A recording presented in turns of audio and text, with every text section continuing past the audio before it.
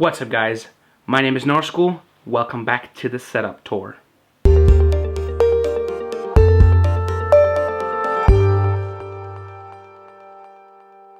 Now with my setup, I have a bunch of different setups. One of them is this setup, which is the IRL, I'm standing in one position setup. And the other one is my on-the-go vlog setup. And the last one is my editing setup. So I'm going to take you through a little bit of what I have of my setup. So right now I'm looking at my Nikon D5100, which is a DSLR camera, which means DSLR actually means digital single lens reflex, which means that I have a lens which I screw onto my camera, and then there is a reflexed mirror in there that reflects onto the sensor. Now this creates very high quality footage, as well as high quality, it just looks high quality when you use the camera. So what I have on my camera right now is my kit lens, which is an 18 to 55mm lens from Nikon. It is the lens that came with my camera when I bought it, and it works really great for this. Nice clarity, nice focus, nice everything. The other lens I have is a telezoom lens, a 55 to 200mm lens, which is a zoom lens which is used to shoot things far away or have a really good focus point on something really closely. So let's say I wanted to shoot something here. So instead of going here with my other lens, I would go here and get a much more high quality picture and much more dynamic focus with the other camera. Now on top of my camera I have the Rode video mic, the Rycote lyre mounted video mic, which I use for, which is a new mic for me. I'm using a new cardioid setting on it compared to my other videos where I have a really high bass tone cardioid system installed on it. This one records a lot of different frequencies for the different settings it has. So I'm just trying out a new cardioid system just for this video. Now my camera is sitting on top of a Hama tripod, which is not particularly high quality or particularly good, but it's a tripod. Now right beside me over here, if I put my hand over it, you can see there's no light, or little to no light. I can turn it, there's no light. I can put it on and there's plenty of light. I'm using it's actually just a cheap painter's light from like a Harbor Freight, but it lights up my room very well, and it gives me a nice high brightness in my videos, which makes it really fun to edit too. Now what I use to edit my videos is Final Cut Pro 10. I'm going to jump into OS 10 and show you the program. I'm not going to go into detail on the program because there's a lot of tutorials out on YouTube where you can just search it up and be done with it. That's what I've done to learn the program. Excuse me, the light is right in my face, and it's really hot actually. Is there anything else? Yeah, I have two 64GB SD cards from SanDisk, which I have in my Pelican case. The Pelican case is shockproof, waterproof, and dustproof, which means that my SD cards are really well kept and really well cared for in there. I have two 64GB because I can, not because I need it, not because you'll need it, but because I can. I also have two 1050 mAh batteries for my camera, which I hot switch in and out depending on how much I need of power in a particular shot or a particular shoot day. So now I'm going to jump right over here, over to my desk. You'll see a spin around of the camera, so I can show you a bunch of my stuff that I use to edit my videos, and also explain just a little bit more in detail of why I use this. What is up guys? Now I am on my desk setup, and I'm going to show you just a little bit around on my desk. So if we go to the left side right here, let me zoom in on that and focus. There we go. you can see I have my 20-inch HP monitor, which basically serves the purpose as being an extra monitor for extra screen real estate while I'm editing. I usually transfer my notes or my excuse me, my browser over there just for convenience. And I then have my Final Cut Pro on my main screen, which is the one on my laptop. Under my desk there is a external hard drive that is a 3 terabyte external hard drive that I use for backing up my machine once a week or often or more often than that, and I basically just use it as a backup drive in case something goes wrong on my Mac. I don't want to lose all my files. And then you can see my wallet down there. If we go over to the middle of the setup here, you can see my MacBook Pro. Right now I'm actually watching a documentary, but that is unrelated to the subject. I watched that while I was shooting the B-rolls, and underneath that you have my my Ideazon Merc Stealth keyboard, which is a mechanical keyboard without the tacky noise. If I move my microphone up to it, no, I'm not gonna do that because I'm gonna move the camera setup, and that would be bad. Continuing further over to the right, a little bit upwards, you can see I have a little bit of a lamp set up there. That helps with easing the eyes at night while you edit at night, which I usually do because I shoot the vlogs at night.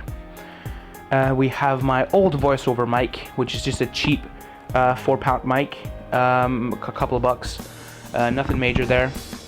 But I'm actually getting a new one. I just ordered the Blue Yeti last night, so that should be here within the next week, and I'll probably do an unboxing and an opinion on it once I get it though. The little red thing you can see right there is actually the receiver for my mouse, and then you can see a phone stand from Blue Lounge, and my pair of headphones, which is the Fanny Wang DJ2000 series with bass boost. They're quite nice. They have a nice dynamic range and hell of a lot of bass for the days where you just need to rattle your ballsack off. Then you have my espresso machine, which is a crucial part of my editing setup. Whoops.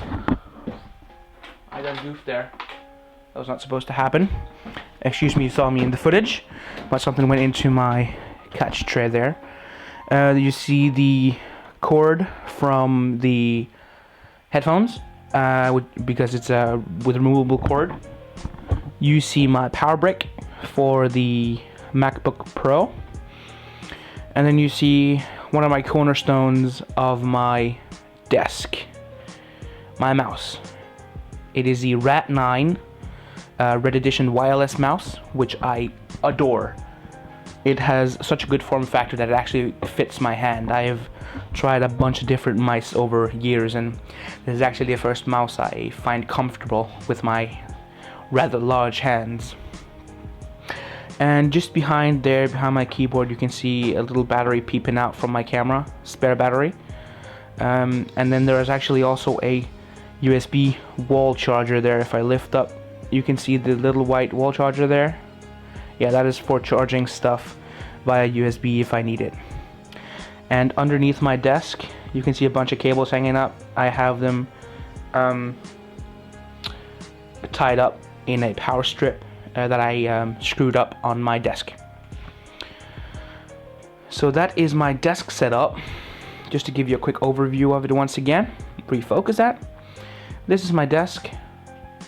Nothing fancy, nothing major. And now I'm gonna jump into Mac OS X to show you what I used to edit with. So let's go. Guys, we're now in Mac OS X 10, as you can see if I click about this Mac real quick. Mac OS X 10, 10.9.3. Now what I'm going to show you here is which things I use for a bunch of different stuff. Now, Motion 5 is a motion-based program that I use for my intro purposes and that I use for making other people's intros. So if I open up something here, my intro for my vlogs, as you can see, it's gonna missing media, that's okay. As you can see here, it's basically the motion graphics, and you can do a bunch of different things for it. So I can play this for you, and you'll be able to see it do as it should do normally with my intro. And this is just happens to be the Hookah School one. But yeah, I use this for my intro purposes and my outro purposes now. And that is how I make my graphics. Now my thumbnails, the thumbnails that I actually do make, I make in GIMP, which is a it's basically like Photoshop, but it's free. So I quite like that. And also, if you have a Mac and you don't recognize this, I am actually having it skinned to fit the new Yosemite layout, so that it, you know, so I get used to it before the whole change thing. So this is, you know, like your usual thing, and you can draw stuff, and you can do more stuff, and you can draw a bunch of things and all that, and you can select the things you drew, and you can move them around with this, and you can do a bunch of stuff here, and you can actually add new layers and all that. So it's basically just a graphics alterating program. Now, to edit my videos, I use Final Cut Pro 10, which is a software from Apple Incorporated, or as we all just call it, Apple. And this is a quite heavy program to use. It eats up a lot of RAM and a lot of graphical what's it called? Graphical power. But it's really good in the sense that it actually allows you to have a lot of different ways of recording, or ways of having stuff recorded. Now, as you see, this window right here is just a little bit smaller than the 1080p footage of anything else in here. This is actually the video you're watching right now in the editing phase.